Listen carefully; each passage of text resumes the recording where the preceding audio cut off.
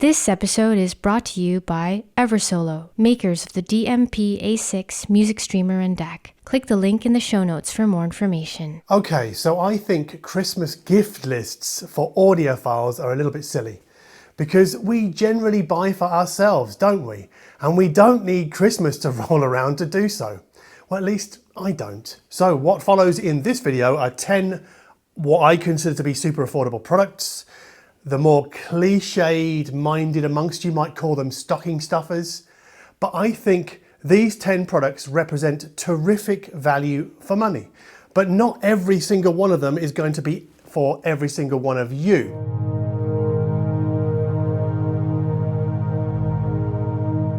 Anyway, we start with true wireless IEMs. There are only 2 models on the planet, I think, right now that support aptX lossless. So that's basically CD quality transmitted losslessly over a Bluetooth pipe. And those 2 true wireless IEMs are the Bose QC Ultra and the Denon Perl Pro. And I own both of them. And even though I don't think the Denon can match the Bose on active noise cancellation and phone call quality, they just sound better and more balanced with music.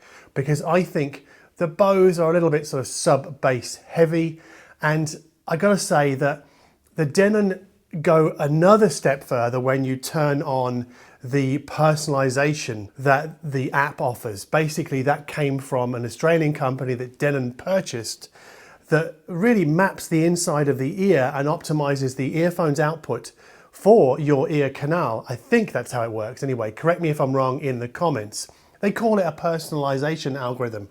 And once that personalization algorithm is on, I never want to turn it off. And it really does put significant daylight between the Denon and the Bose in terms of musical performance.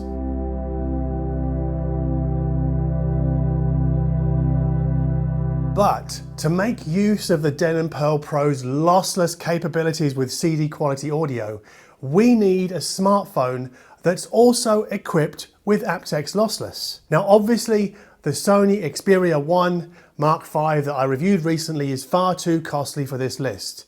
But the next best thing sells for half of the Sony's asking, and that's the Zenfone from Asus. Now the Zenfone 10 runs close to stock Android, I think, although I believe there are some fairly unique customization possibilities when you first set up the phone. The display refreshes at 120 Hz, and there's a very decent camera array on the Zenfone 10, and part of that camera array is a gimbaled lens, which I think is very cool. But best of all, for people who care about such things, the Zenfone 10 has a headphone socket, just like the Sony.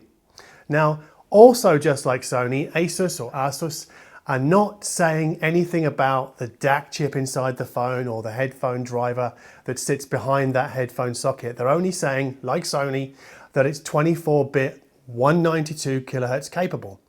But just to underline this fact, this is also a phone that does aptX lossless. It has that codec built in to its software internals. And because of all of that, I have a Zenfone 10 on order at the moment.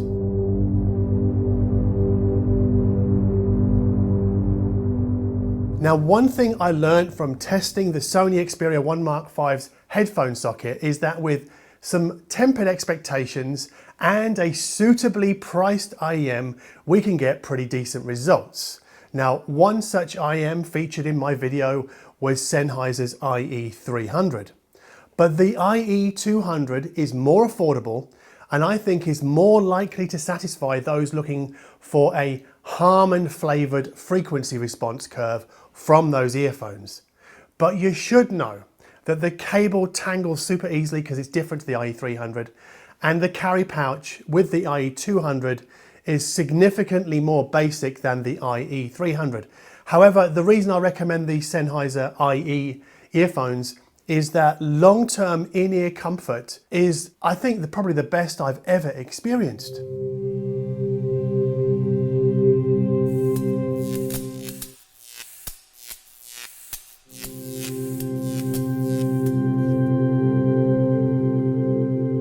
Now, dongle DACs are 10 a penny nowadays, especially those with a single-ended 3.5mm output. But what if we wanted a balanced 4.4mm socket on our dongle DAC, but without that socket sort of blowing out the size of the dongle DAC? And that's what I was looking for earlier this year, and I ended up buying the KA2 from FiiO.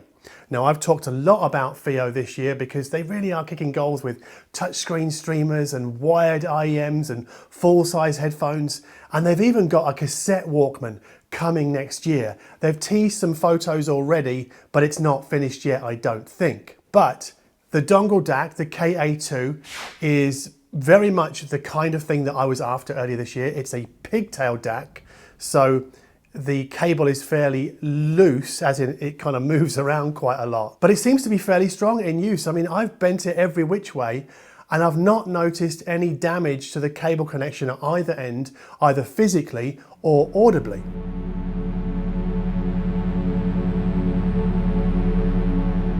Now, a dongle DAC isn't just for Christmas, and it isn't just for headphones, because maybe you want to use it with an iPad or an iPhone or any other sort of USB smartphone to run Apple Music and then fire that directly into your amplifier or hi-fi system or headphone system. Now, to do that and to maintain the balanced topology of the KA2, you're going to need some kind of balanced cable adapter. Now, this year I had that same kind of question, and I landed on iFi's 4.4 to XLR cable adapter. And it is an adapter. You still have to connect your cables, your balance cables, to the other end, to the business end, if you like, of the iFi cable adapter. But I bought this because it was $100, and yeah, I guess that's a significant amount of money. But this cable looks really nice. There may be other more affordable solutions out there, I don't know, because once I saw the iFi cable, I was like, yeah, that's the one for me, because it's going to be on top of my sideboard or my low board at some point, and you're going to be able to see it from the listening position. So I don't want some kind of, I don't know, hack together DIY job or super basic looking cable on my sideboard or my low board. But hey, if you think that all cables sound the same, then lucky you, because you can build your own 4.4mm to XLR adapter using maybe just some sticky back plastic. You could use some phone wire. Yeah, you could use some phone wire, or maybe a piece of coat hanger, and you could put something together for far less than $100 that iFi are asking, but I don't think you'll be able to make something that looks as good.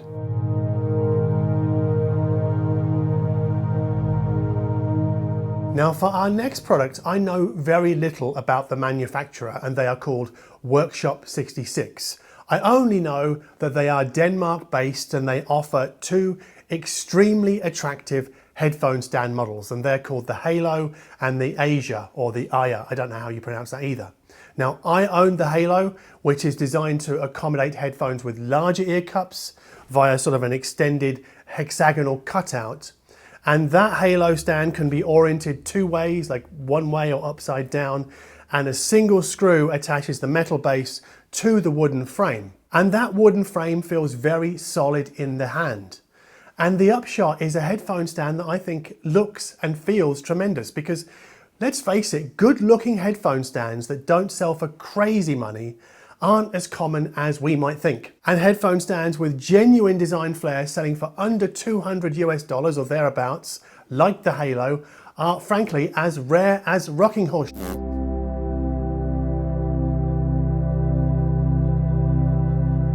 Now, regular viewers will know how much I like IKEA's Kallax shelving system, as I'm sure many of you do too.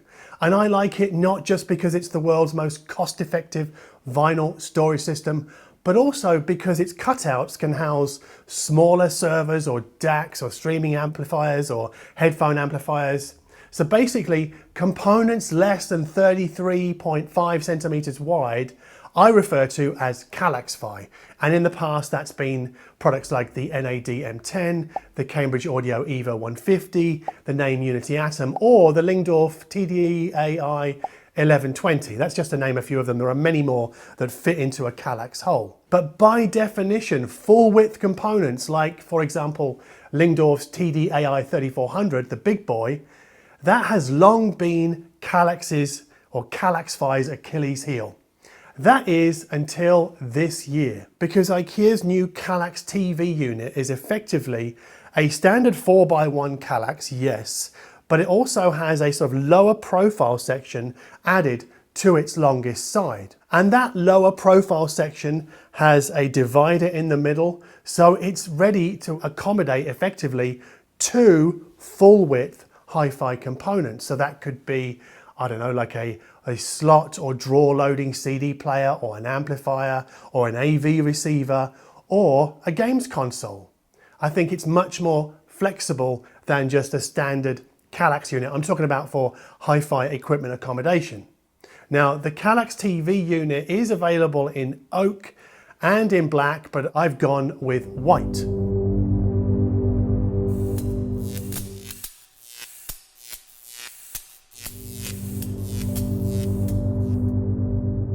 Let's talk about network streamers, because the problem, I think, with the Win Pro and the Win Pro Plus is that their plastic cases make them look and feel cheap as their asking prices, really. And that really tells me that we don't get what we don't pay for. So if you're someone who insists on a network streamer with a more substantial look and feel, you'll need to pony up the extra cash for something like Cambridge Audio's MXN10.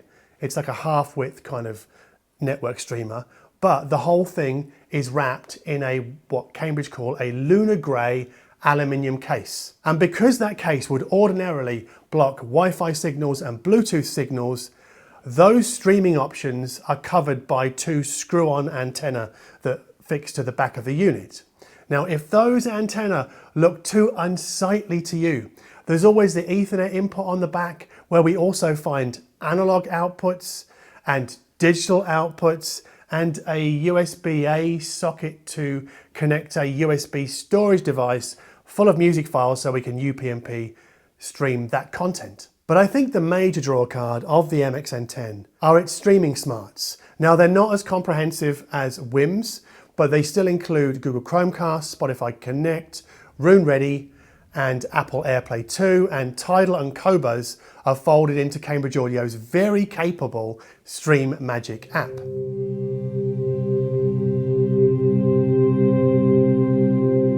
But if you're a CD spinner more than you are a network streamer, then this next product is going to be right up your alley, because the Moondrop DiscDream, as it's called, is not only a small CD player, but it's a portable CD player, and it was designed by an ex-Sony engineer who worked on the Sony Discman project. Now, it features something called elastic damping that aims to kind of physically reduce the audible impact of bumps on the CDs, because you don't want skips just happening as soon as you pick up your portable CD player, right?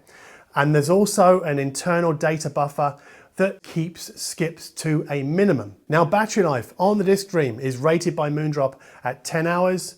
Moondrop also tell us that the DAC circuit is built around a Cirrus Logic chip, although we don't really know which one. And that this unit will also serve as a USB DAC, because there's a USB input on the side, and also a portable player, a DAP, because there's a micro SD card slot on the side as well. Now, there are no digital outputs on the DiscDream that I can discern, but we do get up to 0.5 watt of headphone power out of the 3.5mm headphone socket. And there's also a 2-volt line level output for outboard amplifier hookups. Now, the DiscDream isn't on sale yet, but I'm about to lodge my pre-order today.